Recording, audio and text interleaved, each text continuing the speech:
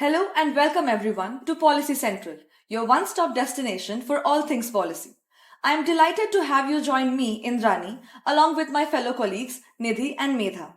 In today's episode, we are diving deep into the vast expanse of India's maritime security. With the coastline stretching over 7,500 kilometers and 9 states, India's maritime security has a lot of potential. Throughout history, these regions have been the hubs of trade, religion, and cultural exchange. However, as time progressed, these connections have weakened, particularly in the post independence era, where India's bilateral relations focused predominantly towards the continental foreign policy. So, Medha, could you please elaborate on the changes we have witnessed over the years in India's maritime strategy, particularly in light of the evolving focus on maritime security and the recent discussions surrounding these diversifications? So, Indrani, you rightly mentioned that India's focus has shifted over the years around its maritime vision. During post-independence era, we mostly focused on continental foreign policy, as you said. But I think 1990s was the time with the liberalization and globalization that we started focusing a lot on our ports. We started developing those port cities majoritarily for the trade purposes. And I think we sort of remained restricted to that. But today, there is a great range of stakeholdership that has come in India's maritime discourse. There are conversations around infrastructure, ecology, commerce, and maritime geopolitics, which is actually taking the center stage these days with, the two of our very friendly neighbors that we have. And that has prompted a lot of defense strategies to be developed around maritime security. And I think that's been a development of the recent past, we could call it. So this shift has been simultaneous and parallel to the developments of the Indian Ocean region, the IOR and the Indo-Pacific region, as we call it. And therefore, there has been a transformation in India's maritime ambition. So we have started focusing on capacity building in terms of creating a maritime security framework these days across the length and breadth of the vast coastline that you mentioned of 7,500 kilometers, to combat a lot of the challenges that could come our way. These include traditional, non-traditional challenges, your transnational or subconventional security challenges that could come with the, happenings of the region. So, as Medha mentioned, the evolving geopolitical landscape and the noticeable shift in the Indian Navy's focus towards enhancing the maritime security. So, Nidhi, could you please elaborate more on the specific developments surrounding this? Yeah, sure, absolutely. So, addressing what you just asked, there have been many geopolitical changes that we have observed in this region over the years. So, that can include how it has changed the dynamics of the whole Indo-Pacific region. So, somewhere we can talk about China's rapid economic and military expansion and their increased assertion towards territorial claims in the South China Sea. And so on the other side of it, when we look towards the West, the US, being wary of such a scenario, is starting to recognize the importance of the Indo-Pacific region and pivoting its strategic focus towards the Indo-Pacific by strengthening alliances and military deployments. So, among this changing scenario, there's been a group called the Quad. And we have been increasingly hearing about it as days go by. And there have been various disputes on their purpose, right? So, for the benefit of our listeners, could one of you start by explaining what the grouping is and the significance of it in the Indo-Pacific conundrum? All right. So the Quad is formerly known as the Quadrilateral Security Dialogue. Is an informal grouping actually, which emerged as a high-profile security group, which China has been pretty wary of. So currently there are 4 permanent members: Japan, India, Australia, and the United States. It was actually conceptualized way back in 2007 by the then Japanese Prime Minister Abe. And I think in the beginning, we could see the group faced a lot of hiccups wherein they were active. Then there was a situation where, nothing major was happening and people thought, the grouping had its phase and it has lived through and it was going to die down. But I think with the changes in the political scenario in the IOR and within these countries itself, the grouping has really found its footing today. And it is one of the major groupings if we look at this region where India is located. And I think India plays a very important strategic role in that. With the new beginnings of the grouping, I think they've started to focus on a strong alliance building where they share information on maritime security and they focus towards regional security of the Indo-Pacific. So it is an informal grouping in wording, in letter and spirit, and they have iterated it multiple times whenever China has raised objections that we are not a formal security grouping like the NATO, for that matter, but its objective of a free, open, prosperous, and inclusive Indo-Pacific. I think it is a messaging enough for China to have its guard up, to be wary, because these are four countries which I think really stand tall in the world order of today. And with India's maritime expanses and Japan being a major contributor to the economy and development of the region, I think China's concerns are not, I wouldn't say they're unreasonable, but I think this grouping is there to bring a strategic balance to the region so that the other smaller nations, don't really have to fall prey to the Chinese expansionist policies. So, Medha briefly touched upon China's growing assertiveness in the Southeast Asian region. So, Nidhi, I would like you to elaborate on on how these Southeast Asian nations are responding to the Chinese aggression and their assertiveness. And furthermore, have there been like any indications of how these countries are expressing their interest in joining or aligning with the Quad? Absolutely, yeah. So Quad is increasingly becoming popular among the Southeast Asian nations. And recently, again, when we talk about the geopolitical changes in this scenario, the Southeast Asian nations have expressed joining Quad due to their apprehension of China. So when we look at three of the major countries in the Southeast Asian region, Vietnam, Indonesia, and Singapore, Vietnam is a vocal claimant in the South China Sea territorial dispute, and it conducts joint military exercises. The same goes with Singapore. It shares very strong defense ties with China and the other Southeast Asian nations. But when it comes to Indonesia, they have a very neutral stance. So they are more inclined towards having a balance of power in the region, which they try to achieve through regional security forums like the ASEAN Defense Ministerial Security Dialogue. So Nidhi briefly touched upon China's assertiveness on the Southeast Asian region countries, right? So, Medha, given China's increasing acquisition of ports, could you, and how they're asserting their control through it and their dominance, could you briefly explain the concept of the debt trap and how it has played out in the diplomacy in the current geopolitical scenario? All right. So, I think to explain the term debt trap, it is something that has come up with the sheer amount of investments that China is making, specifically for infrastructure developments, mostly alongside ports for developing nations. I think majoritarily we can see this happening in the island countries of Southeast Asia and also developing nations of African region, those that fall particularly along the coastline, because these are small countries which are reliant on China for a lot of their, imports. And to build the infrastructure, China has heavily invested via loans. But just the sheer amount of financial investments that they've put in, these island countries and these, small nations, developing countries, they're not capable, financially strong enough with the current, how the financial scenario is looking worldwide, to just return those amounts back. And I think that's what the debt trap diplomacy people have been talking about, that you do this, you invest in those countries, and somehow they become sort of obligated to, have your back, hold your stance, and be it in international forums, or just allowing you to use their territory, their ports for, your purposes. As of now, it is trade, but in future, you just know that there is a hold of that particular country in that area.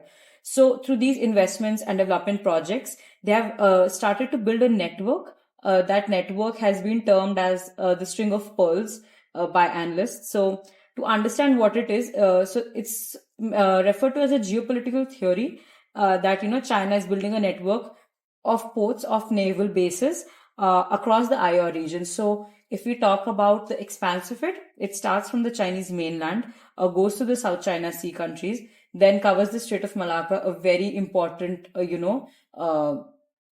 strait for supply chains and all of that across the world, actually. And then across the rim of the Indian Ocean all the way to the Horn of Africa. So in a sense, it is, bordering, creating an imaginary borderline for all these countries and sort of infringing on their navigation freedom.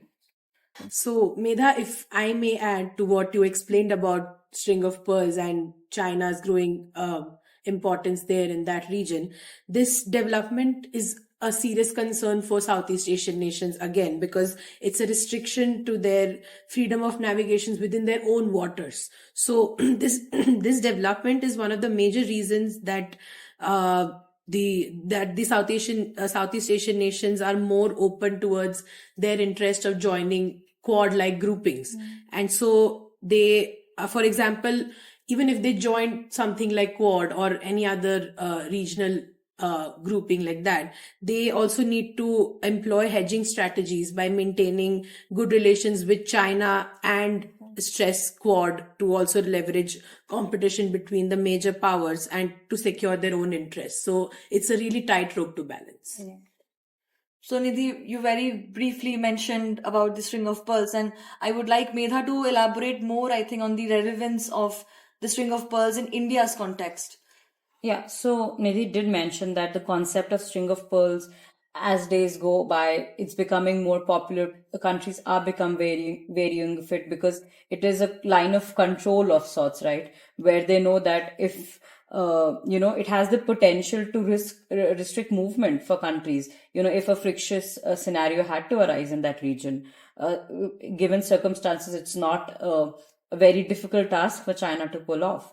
So therefore, I think the focus for India has been on adopting mission-based deployments in the area to ensure that they have constant presence at critical choke points. So one of the predominant ones where India has a leverage is the Strait of Malacca via our island states.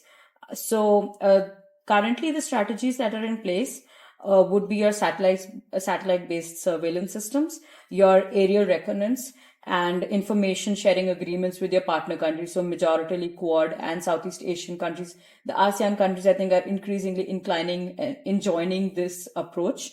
Also, as part of Quad, there are various military naval exercises that have been taking place. So Malabar exercise is one that has the most frequency. In 2020, in fact, even Singapore became part of that along with the Quad members. Then there's Aussie Index between India and Australia. There is Exercise Lapérouse, which was actually Quad members alongside France. So you can see how increasingly Western nations are realizing the importance of maintaining a balance in this region, because this is the hub for supply chain networks where you have a huge manufacturer like China, like India. Bangladesh is increasingly becoming one, and you have multiple exporters in this region, and this area really has to remain a safe and free area for the supply chain systems to continue the way they are right now.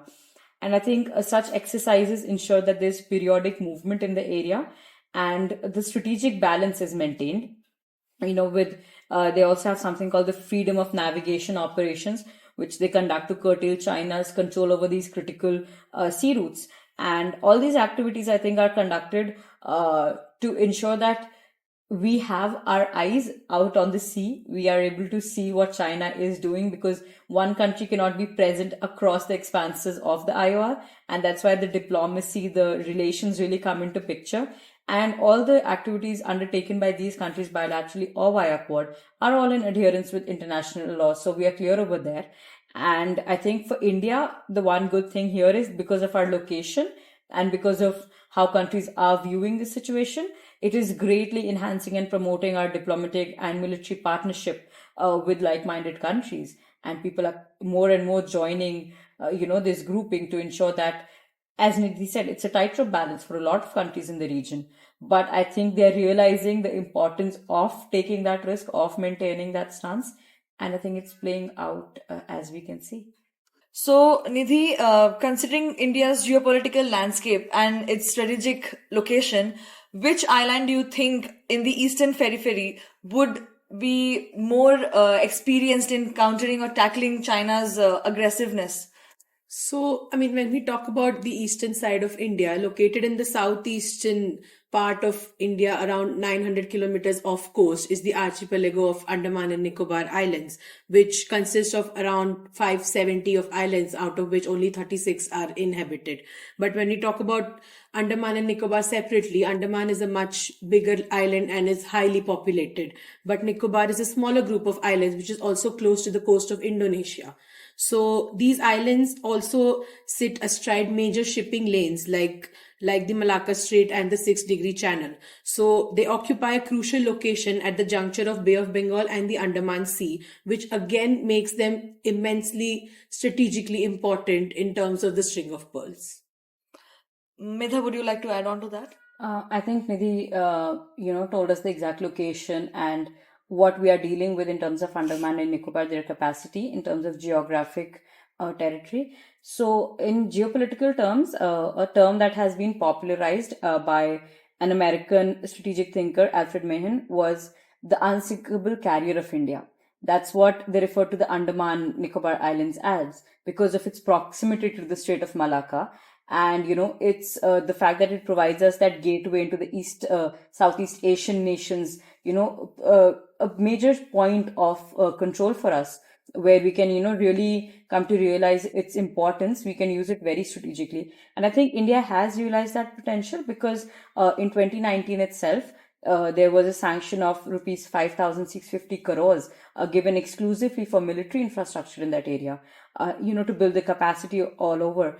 With we do have multiple aircraft carriers, but just the leverage that Andaman Islands give us as an unsinkable carrier for airplanes and to support all the deployments of the region for surveillance activities and everything. I think it's just an excellent point for us to use. Then I think the significance of these projects and the priority of these projects on the Andaman Islands has increased after the Ladakh standoff with China because it really gave India those alarm bells, that you need to start countering them on both the sides because they might just come at you, from both sides, from the sea, from the land.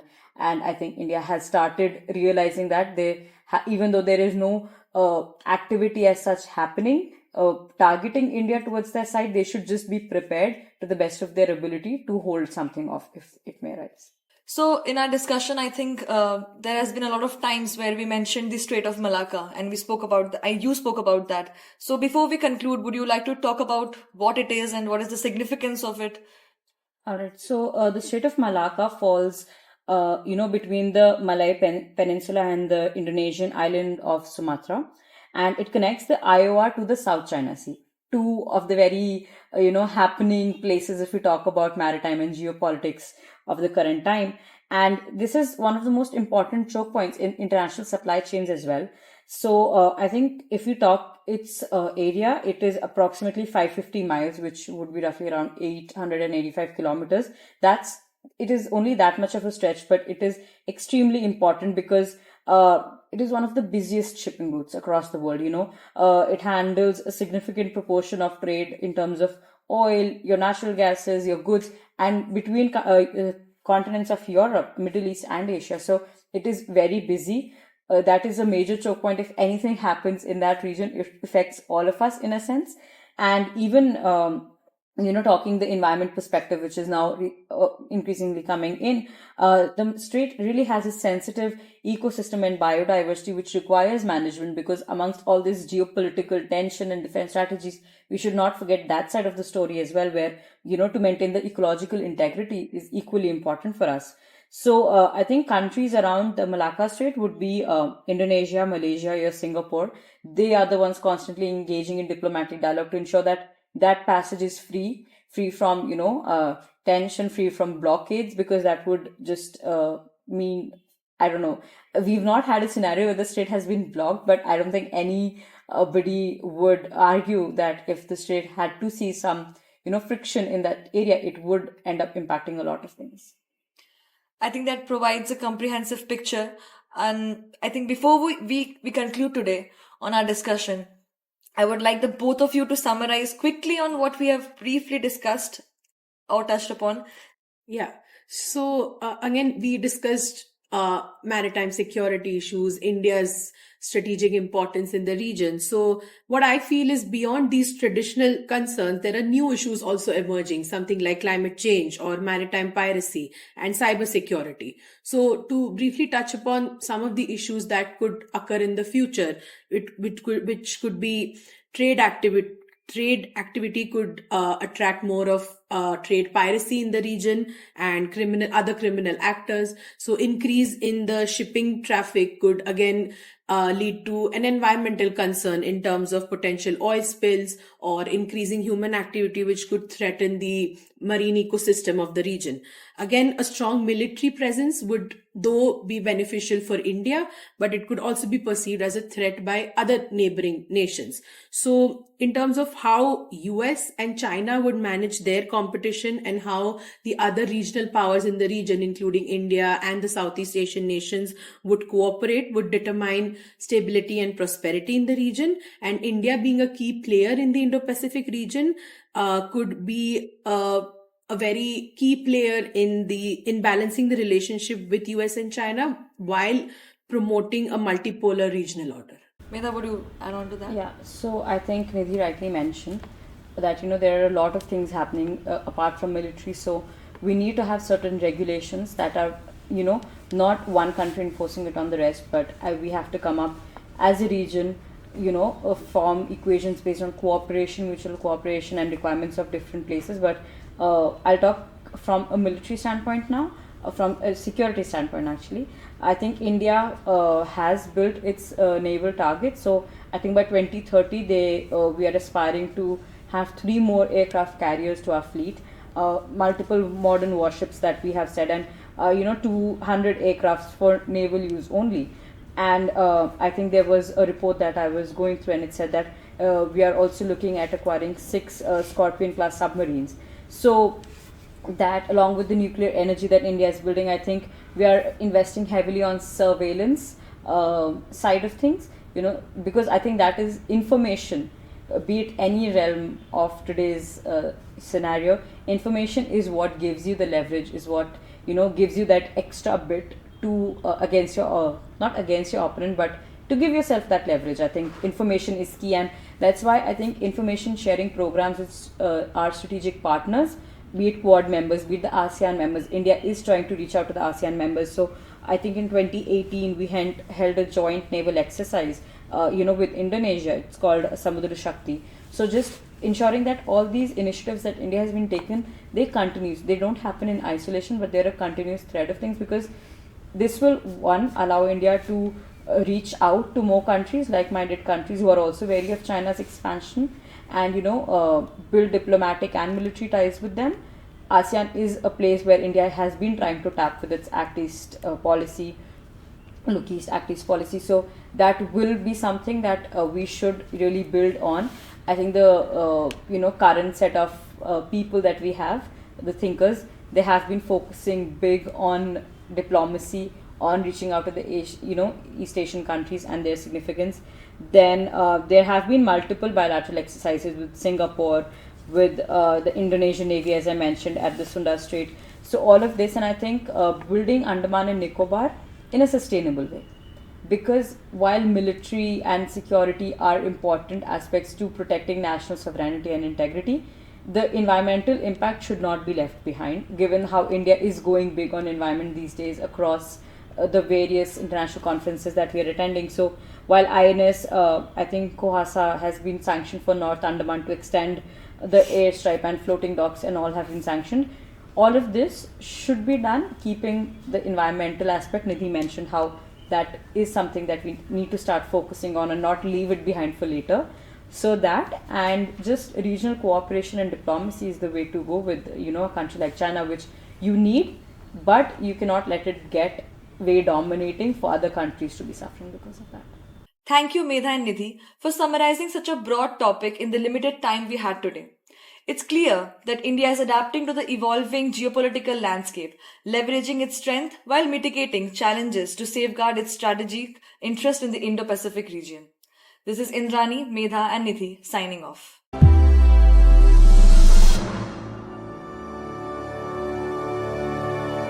Team Policy Central has some exciting news to share. We are now live on Spotify. Whether you're on a morning walk or chilling at home, you can now tune in to our insightful discussions on Spotify. We are just an earphone away.